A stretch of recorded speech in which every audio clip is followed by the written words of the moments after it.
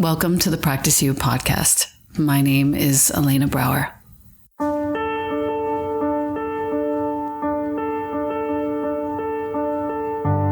Together, we'll explore and enjoy content and conversations around mastering transitions in our relations, our wellness, our careers, our families, and especially in our missions and visions. You are invited to learn and love and listen with me. Welcome to Practice You.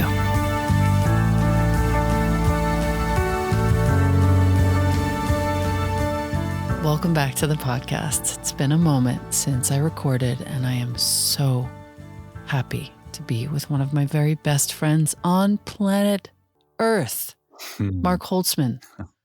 You are a certified Ayurveda practitioner. You are an Amrit Yoga Nidra teacher. You have over 20 years experience teaching Hatha Yoga and Meditation. You live happily now between New Jersey and Paris with some medical tourism in Los Angeles on the annual. We have the great pleasure of sharing today what I think is your finest hour in the scope of your work, and as I've seen you over the last 2 decades create what it is that you're here to deliver. Your understanding of Ayurveda is vast and deep. And the course that you are now launching for a second time is called Microhabits. Right. I do believe in the heart of my heart that this is the most important conversation that we can be having. So our listener, as I introduce you to Marc and as we start to talk about what these microhabits really entail, listen for yourself as to where exactly in your life you can start to install little microhabits, not just for the sake of getting well, not just for the sake of living longer, but for the sake of trusting yourself. This is where I stand with microhabits. So Marc, couple of other things I want to point out from your bio first. You do teach on livekick.com, which is one of my favorite platforms. And you also have this sort of worldly 2 audiences. You have an audience in Europe with whom you like to work for the last, how many years has it been that you've been living 12 years in Paris on 12 and off? years in Paris now. Wow. Yeah. Wow. It's been a long time since I left. 2010. I gauge everything by which man I was dating at the time. So that was the beginning of the Bentley years. Got it. Happy years. And still in the James years. And now here we are. We're still in the James years. 10 years later. We're almost 10 years in with James. That's right. Amazing. Love But it. notably about Paris, you co-founded the Guerrilla Yogi community, which is a donation-based community class. That's just the best, my favorite. I've done it, I've taught it, I've taken it. It continues to thrive in Paris, the Guerrilla Yogis. So if you're looking for it, it's Guerrilla. Oh, actually 1 R, 2 L's, pardon. That's a very generous introduction. Thank you. It's just true. Yeah. It's just what's true. Yeah. The funny thing is of the Guerrilla Yogi, I started that in Los Angeles, and then I left. I went to Paris, where I'm living half the time. And it's become something that I do in any city that I end up landing in as a way to build a community. So it's like I bring that with me, this roving, itinerant donation class, whatever city I sort of land in. So beautiful. Yeah. You know, I was just thinking, once I heard New Jersey, just kind of dovetailing with that, the reason why I am in New Jersey, where I grew up, is because my mom is there. She'll be 94 years old in October. And as an only child, her health, she's in great health right now, but is my complete responsibility, both financial and physical. I live close to her, so I can tend to her when needed. And when we're talking about Ayurveda, when you were just talking about it, about wanting to be healthy, beyond wanting to be healthy, when I'm when I'm caring for her, it reminds me that one of the reasons that self-care is so important, especially with Ayurveda, is so that we are well enough to be in service to others. That was the first day of my Ayurveda. I was in a 2-year training to be a practitioner. My Vaidya Jagopal, we sometimes call him Dr. J, big letters across the blackboard. Dharma, which is your life's work, your mission that your soul signed up for in this lifetime. We can get specific in the swadharma, like the little things that you do, but the main thing is to relieve the suffering of others. And caring for people, especially an elder, it takes energy, it takes a vibrant mind. Um, so it's not just about feeling good for the sake of feeling good. It's in the bigger, broader picture. How can we feel good so that we can be of service to our family, to our friends, to our community, our state, our country, our universe? This is why I get very excited about Ayurveda. So, Thank you for that. The reorientation toward the broader dharma, I think, is really important and much appreciated. Thank you. yeah, it takes good health. Life could be hard, and it takes good health and a vibrant mind to be able to navigate and be of service in that way. So, and this is where Ayurveda really shines. Also, because it's in a way very simple. It is very simple. It's very household. I mean, half the things, half the herbs and spices that are used in Ayurveda, you probably either have growing in your backyard, or you can find at your local market. So it's very accessible in that way. Right. And when it comes to, I just sort of want to put all of this together when it comes to, let's say, first thing, starting your day. Hmm. One of the most important practices that I have is actually the tongue scraping and oil pulling. Yes. It seems to be working. My gums are not receding anymore. Hmm. And I managed to live for almost 3 years without getting COVID. I finally did. Right. But I think Right. keeping our oral biome clean with that very first core practice of dinacharya is one of the reasons. Absolutely. And the great thing about this, that's one of the first habits in the series of the microhabits. The reason why I love this habit so much, it sort of exemplifies this whole like small changes equal significant, results, is the tongue scraper is small. It is easy to use. It doesn't take more than 10 seconds to do. And it does so much. It does so much, not only, as you said, to keep the biome clean, to clarify the taste buds so you can taste your food, because often the tongue can start getting caked up with mucus and bacteria. So to be able to clean it, you're not only clarifying your taste buds, but it's also a diagnostic tool. So what I sort of present to you and our audience here is, when you wake up in the morning, stick your tongue out and take a look at your tongue, because your tongue is the part of your digestive system that you can see. It's not just something that flaps around so you can talk, right? That's one thing.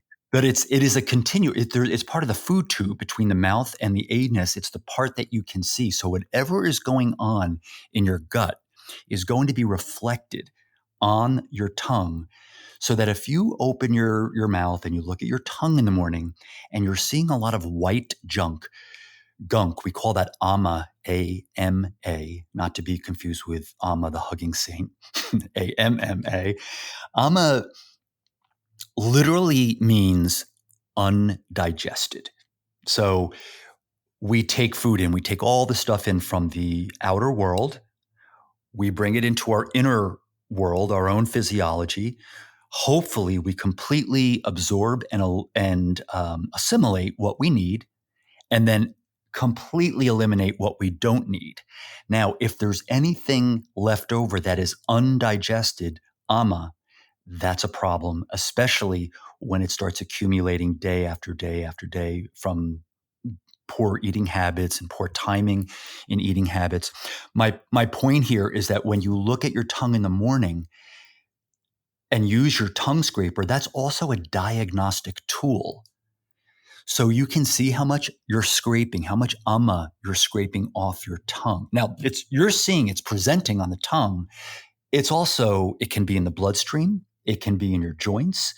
You'll know you have too much ama if you're feeling really sluggish in the morning. One of the sort of the gold standard of Ayurveda and how your quality of health is that you should be able to wake up in the morning and feel relatively clear and light. Yes, there will be some sluggishness, obviously, because you've been sleeping, it's been dark, you haven't been moving. But if it takes you a long time, if people say they need like 5 cups of coffee just to like, don't talk to me until I have my coffee, that's a problem. And the problem is probably that there is a lot of ama in the system. So it's a diagnostic tool. And then thirdly, just like in reflexology, where the organs are mapped out on the bottom of the feet, in Ayurveda, we say that the organic body is also mapped out on the tongue. So when you and there's charts you can Google. That's the lungs are in this part of the tongue, and the heart is. When you scrape your tongue, reminding all of you that we're just talking about tongue scraping, the profundity of just like this little tool. You're also Dude, I can tell what I ate the night before. I can tell the next day. It's so obvious to me, the difference between meat and vegetables, and not that any one is preferable or not. I can see and feel it. Yes. And you start taking note and you can start writing down and keeping a little journal. I'm not crazy about journaling about my food stuff, but you need to look. And if there's a lot of on your tongue, you need to sit down with the journal and just contemplate what you did the day before. And how can I make that a little better? How can I change that? It's also great to initiate your digestive fire in the morning, which can be a little sluggish. Just that little pressure on the tongue. You don't have to go hard. Just from back to forward a few times, get the ama off. That pressure on the tongue actually begins to kind of just ignite the agni, the metabolism. Now that's just tongue scraping. And that's just tongue scraping. The next thing that I do is the oil pulling, which I think is part of your course, yes? Yeah, that comes under the sense organ care week, where how we take care of the Tell our listener about that. Yeah, about tongue scrape, about the oil pulling or the Oil pulling, yeah. yeah. Yeah. So what oil pulling does and how you do it is you take a small amount of oil. It can be either coconut oil or sesame oil. Understanding that if you are not used to having oil in your mouth, might make you gag a little. We're not asking you to swallow it, but some people, if you haven't had something so viscous in your mouth, it might something you get used to. You can use just a little bit. You swish it around your mouth. It's great for the jaw. It's great to strengthen the jaw. It also pulls all of the bacteria out, not only in your mouth, but in the head, in the neck, in the upper chest. It's a real cleanser for the upper body to remove what we call kapha from the upper part of the body. There's some debate on how long to do it. I was taught by my teacher that if you're going to do it just once in a while, that 20 minutes is ideal. I know that sounds like a lot, but honestly, you can multitask with this. You put a little bit, set a timer. You can do some emails. It's not as long as you think. If you're going to do it every day, you can probably get away with 5 to 8 minutes would be fine. So, and then you spit it out. You can spit it out in your garbage can. Over time, you can it's not great for the drains. That's why I say, don't spit it out in your, certainly don't swallow it. All of that you've just accumulated into oil, but you can spit it out into the garbage or figure it away. You're not clogging your drains up. Yeah, usually I spit it out into the trash Yeah, or the toilet. that's fine. It makes your eyes brighter. It makes your teeth whiter. All of that. It's another kind of small thing. in all of the sense organ care, and I've said this before, oh my, as I get older, I have an aunt who's in a nursing home now who can't see. And I think, oh man, you want to keep your senses. That's how we experience the world. If your senses are dimmed or eliminated by 10%, your participation and experience of your life is diminished by 10%. You really, those are like, it's how we take the world in. Super important. What I would like to know now is the sort of flow of microhabits of the course. I think it's at a really important point in our time on this planet that we have to start going inward and addressing ourselves. Like I said at the very beginning, trusting ourselves. And as you very wisely added, so that we can be of service with longevity and a vibrant mind. I want to know the flow of this course and what can our listener expect? Absolutely.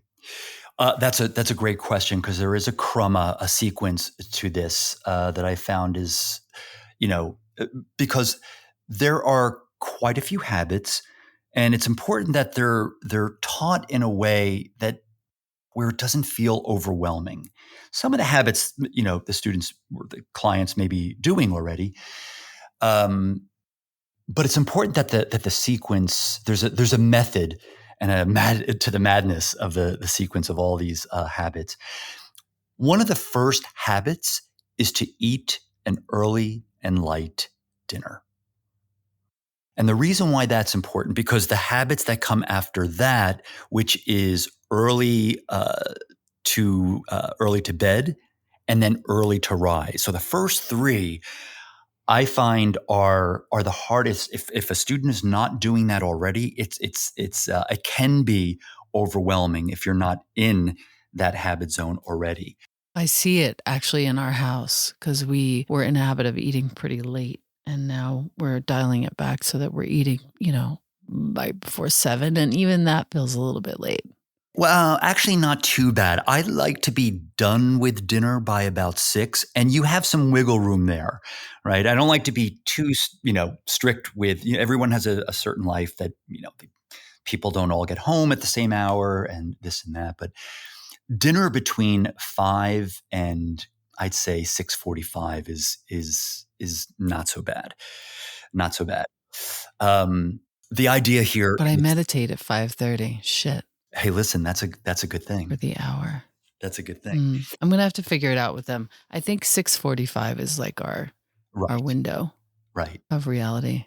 Exactly. Well, also, and this is what I'll certainly teach in the habits, because it's not only about Ayurveda. The reason why I love this course, I'm so proud of this course, it's not just a flat theoretical teaching of Ayurveda. It's a learning Ayurveda by doing. Through the habits. So it's a great combination of the two.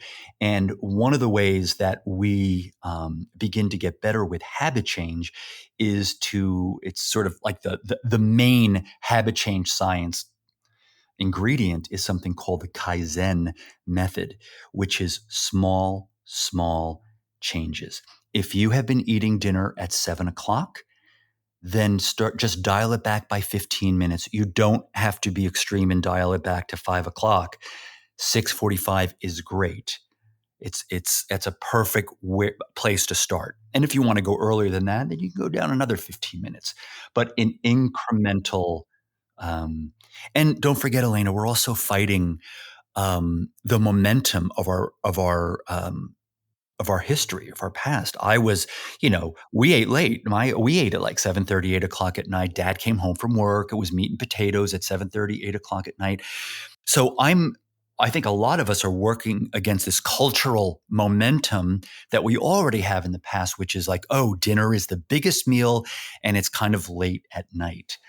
So I have to, reprogram myself a little. Plus, I have lived and I still live in cities where I know you also lived in New York City as I did, where the rhythm of a city is counter to the Ayurvedic circadian cycle, where people eat late, they go to bed late, they kind of wake up a little late.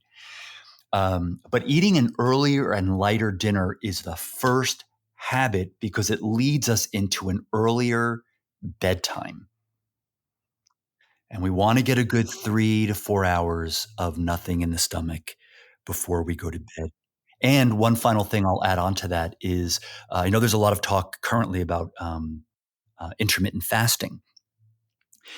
Ayurveda proposes that there's a 12 to 13 hour period between dinner and breakfast where there's nothing in the system. So that's your intermittent fasting between nothing in the belly between dinner and breakfast. If you can get to 13 hours, that's a great way for the body to kind of revitalize. You don't want your body to go into the process of digesting is really a heavy and strong process. It takes up a lot of energy. That's not the time. Middle of the night is not the time to ask your body to do something that was not designed to do, is to digest at 11 o'clock at night. That habit alone can there's a ripple effect. That habit alone is the sort of domino for everything else that comes after. Right. I see it on my aura ring. When I eat late, my heart rate goes down. Mm-hmm. My sleep is interrupted. Mm-hmm. As soon as my blood sugar tanks in the middle of the night, this doesn't happen anymore, but I used to be waking up in the middle of the night because my adrenals would then fire off. Correct. That's right. So it's so much better now Yeah. knowing this. Yeah. And we're also diurnal beings. I mean, yes, we're affected by the moon in nocturnal, of course, but we're meant to wake up with the sun. The sun rises, it's high and then it sets. We wake up and then we go back to sleep. And we're not like we didn't evolve from the species of raccoons that kind of rummage through late at night. Our digestive system, we actually have we don't even from a Western perspective, we don't produce as much bile, which we need for digestion after the sun goes down. Right. Sun goes down, your Agni goes down. It just goes with the sun in that way. Right. It's good to Agni is digestive fire. It's good to know our listener just to see it like that. Like, okay, if the sun is down, the fire is off. Yes, exactly. The fire is off since our digestive fire is in direct correlation with the sun. So yes, eat that largest meal in the middle of the day. And then the nighttime meal, certainly you can eat, but have it be a little lighter. Something with more water content, since we're already 70% water. It's the easiest to digest. A nice hearty soup. Yes, you can have a crusty piece of bread if you like, but just keep it. And the Kaizen for that is if you can't eat earlier, then eat a little lighter. Start there. Mm-hmm. Mm-hmm. There's always ways you Salad. can tweak it, lowest hanging fruit, I call it, where you make the habit so simple that you can't say no. Right. Right. The course goes for 6 weeks. Is that true? Yes, 6 weeks. I used to teach this course starting in 2012. This is the second time I'm doing it in this new improved format. I've kind of, how you teach a course, then you learn by I'm like, okay, that worked, that didn't. It used to be almost 12 weeks. I found that to be a little bit too long. And I found that a 6-week period is just right. We take one habit per week with a little bit of an integration week to make sure everyone's integrating what we've already done. October 3rd through November 13th. But you'll run this again. No, it won't just be this year. Correct. I'm looking to do this twice a year. I ran it earlier this year. I'll run it again October 3rd, and I'll probably do it again in the spring. So spring and fall Yeah. for our listener. Okay, cool. One of the great additions that I didn't do in the beginning is recruiting Yoga Nidra into the mix, so that we're not only learning to implement habits from the outside in with this list of habits and trying to do, but also taking time several days a week to meditate in Yoga Nidra because we can work from the inside out. When we're resting in pure awareness, resting in that place over time, the habits kind of realign. There's like a shakti, like a powerful inner house sweeping that happens from the inside out. So we're hitting it from both ends. And then when it comes to the sort of middle of the day, I'm always curious to just hear the flow of a day for this sort of practice. Mm-hmm. Teach us a little bit about what happens after we tend to the oral biome. Mm-hmm. Then what? So we tend to the oral biome in the morning. You can absolutely have something to eat in the morning if you're hungry. If you're not hungry, you don't have to eat. But if you are going to eat something, as we prep for the middle of the day, remember that we want to eat things that will kindle the Agni and not suffocate it. Think of it as like a burning log. Like you don't want to put a damp log on it. Think of, so you know, if you're going to have a cooked cereal, make sure you have things like cinnamon and turmeric, and you can even have a little black pepper on there. But something, not what I used to do, which is like, oh, I think I'll have some cold yogurt and frozen blueberries. That is just like funk. It just kind of kills the Got digestive it. fire. Got it. Fruit is okay, but not And what about like a shake? a shake is great. I would keep it light, and I would also lighten it. I would lighten the qualities of the shake with some turmeric, some ginger. If you can put a shake in there, something to warm it up a little bit, because ginger and turmeric are great for the digestive fire, for Agni. Got it. So if you're going to have a shake in the morning, that's okay. Just see if you can heat it up a little bit. So we have our most power during 10 and 2 in 10 in the morning till 2 in the afternoon. We call that pitta time of day. You can eat your largest meal. This is usually when we do our most of our work. You want to eat this largest meal at this time of day, because after 2 or 3 o'clock, we're moving into something called vata time, which is which is air and space. And because those are the lighter qualities, the more subtle elements, you want to make sure that you're eating enough during the day to ground the energy so that you can make it through the rest. People often say, oh, 3 o'clock, I want to take a nap. 4 o'clock, I'm feeling kind of lethargic. It might be because you're not eating lunch, but you're not eating enough to ground yourself at that. You have to feed the pitta and the vata that comes after, the air and space, for the rest of the day, 3, 4, 5, 6 o'clock. So that's the most important thing. You can take a walk after you eat. Yeah, this is work time and eat time. Yeah, that makes a lot of sense. I do work really well when I have that big. I started making dal, and because James can't have onions and garlic, I make it without that. Mm-hmm. And then I put in ginger or Oh, it's so a good. little bit of ume plum vinegar, some tamari. It's really It's nice. really good. That's like dal is like India just bows. Ayurveda bows to the dal. That's the mung beans. You can put rice in there too. It's just a great source of protein. It's just heavy enough. It's great for the digestive fire. It's really grounding, and you can eat it. You can also eat it if you don't mind repeating. You can eat it for dinner too. I have done so. We love this dal. I make it with lentils, little red lentils. And just to go through the rest of the day, if we Yeah. get into vata time in the later part of the day, which is air and space, that's a great time for communication. Remember, vata, air and space, which is wind, has one of the qualities of mobility. Things move. So it's a great time for emailing, meetings, because communication can pass more easily between us during that time. And then when 6 o'clock p.m. comes, we're getting heavy again with kapha, earth and water time.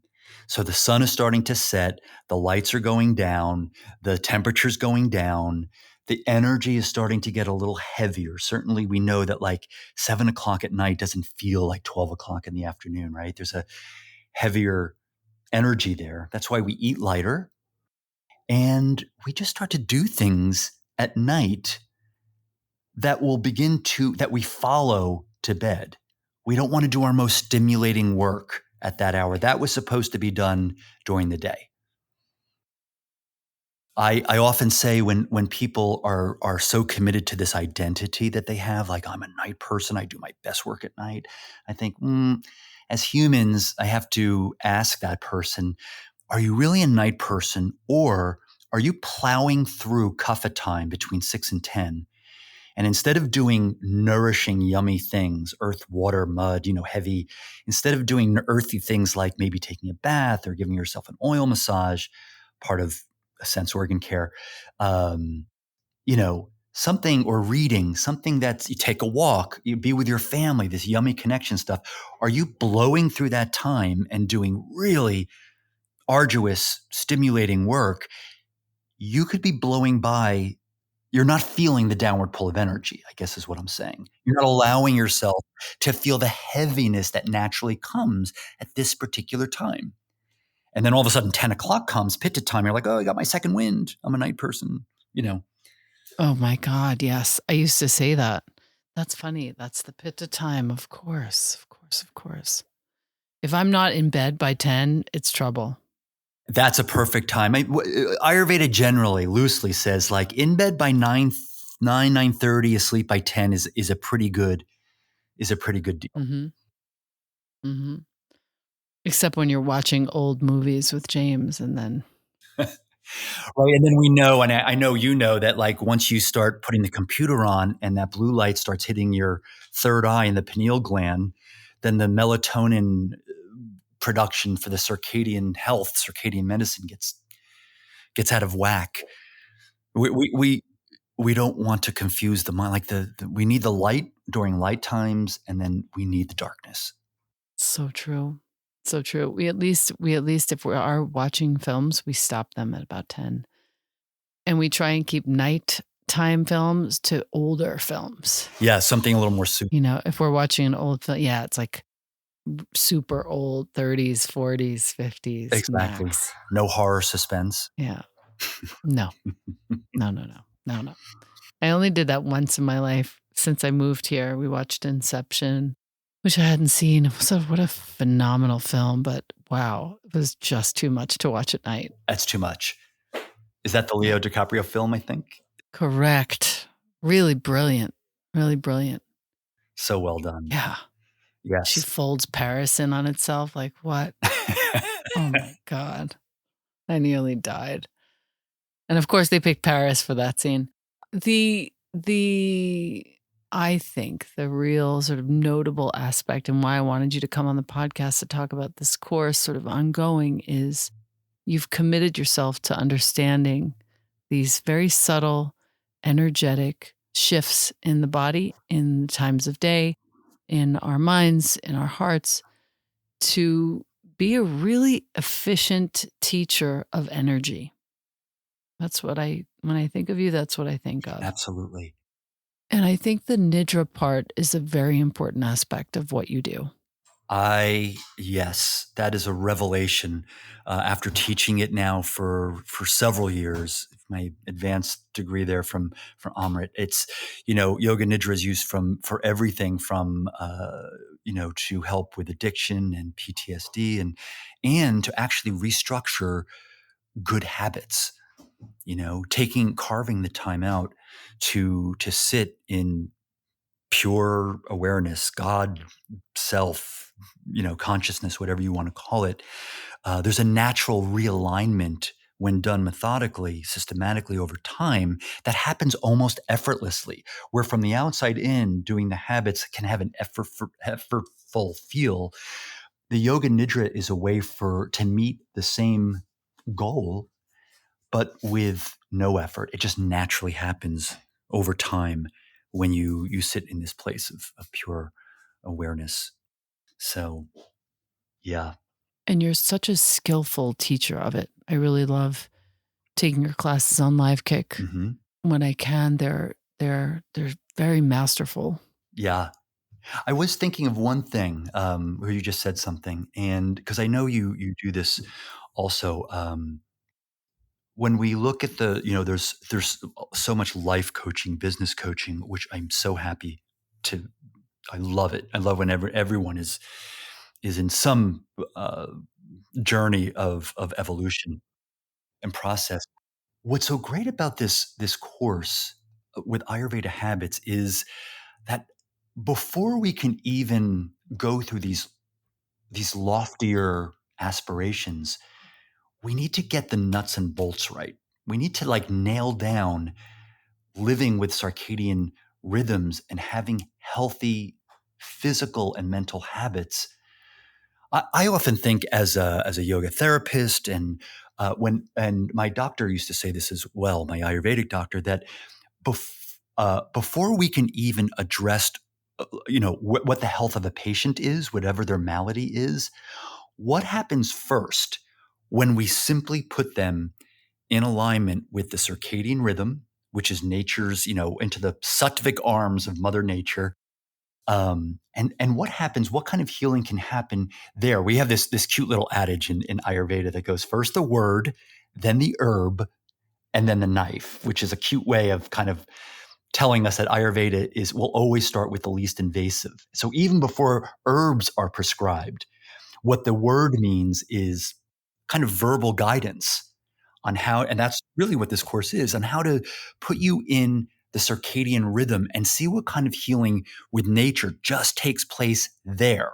Then we can move to the next step, which is okay, now that you're adjusted with nature, now let's look at the herb that we can use. Right.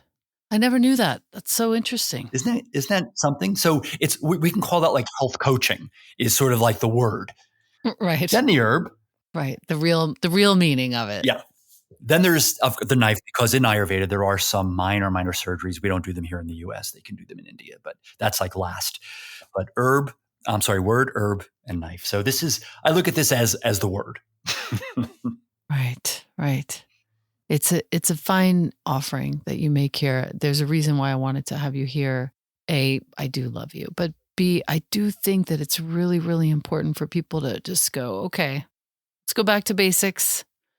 Here are a few things that you can do. Yep. Get closer to yourself, build trust, get super vibrant in your body and your mind, Yes. line up with the sun and the Yes. moon, and make your life a little bit more smooth.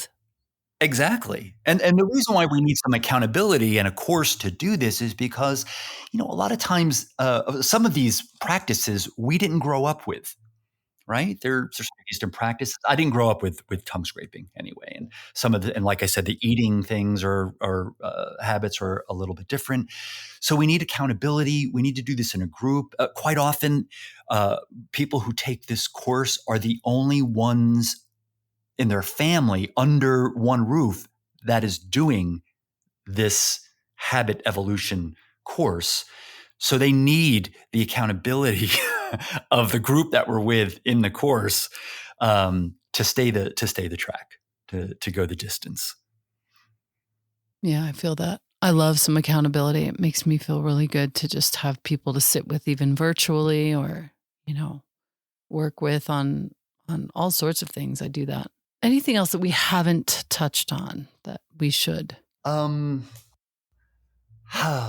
Besides that, I adore you. I would say one. I find that just one thing. One of the things we do in habit evolution is in the science of habit change is something called a Kaizen approach.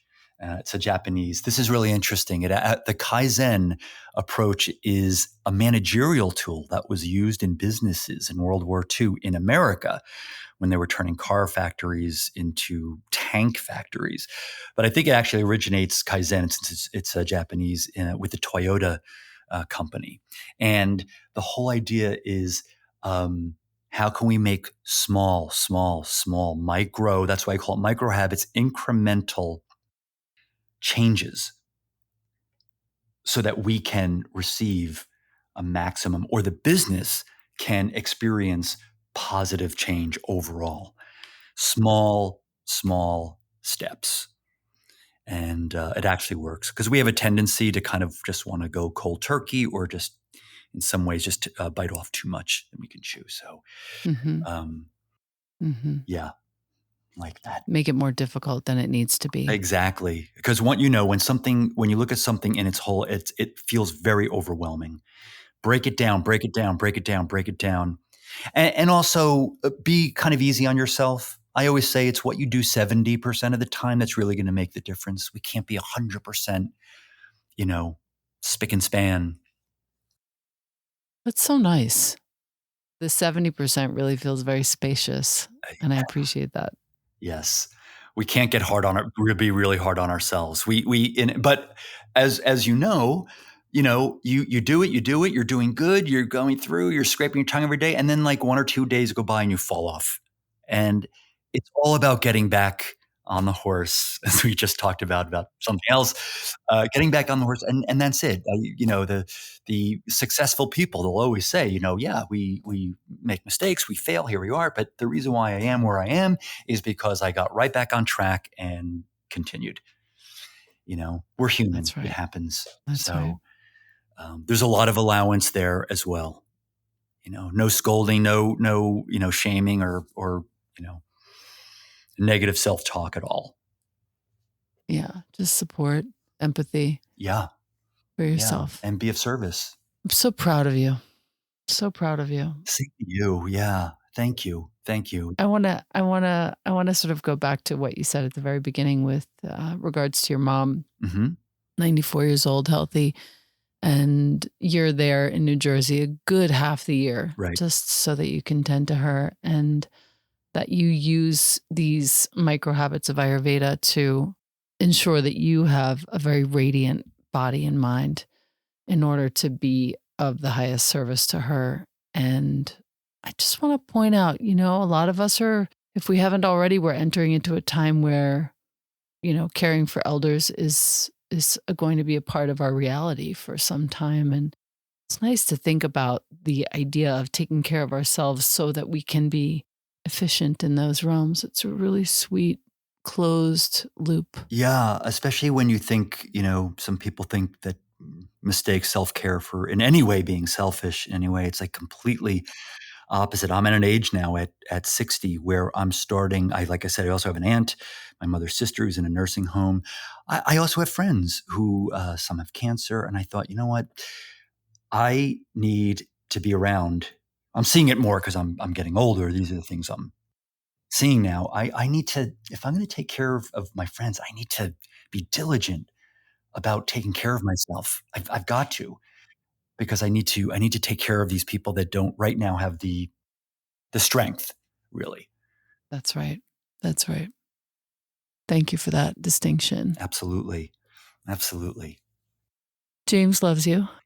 Hello, James. I told him I was coming in here to talk to you before, and he said, tell him I love him. I love you, James. It's been a while.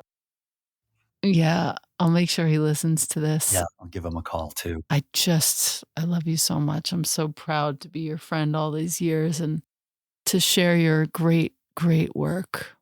I so appreciate that. And I feel the same. I've told you, you're my silent accountability partner. There are many times when I'm stuck and I'm making out my course and I think, God, what would Elena do right about now? What was it? You're like my internal compass there. So you're a great inspiration. Oh, I appreciate that so much. Thank you. Thank you. I'm glad to serve you in that way, etherically. You walk the walk. So All right. The course is Microhabits. It's MARC, Marc Holzman, HOLZMAN.com/microhabits, one word. You can get all the information there. Like he said previously, 2022 is when we're recording, and it'll be from October to November. And basically every year, ongoing indefinitely, Marc will be offering this in the spring and the fall. right. Exactly. Perfect. Thank you. My dear, thank you so much for being here. Thank you all for listening who are listening to this. I really appreciate it. Yes. Yes. And we'll talk soon. Very, very soon. Little catch up time. Okay. You bet. All right. Bye-bye.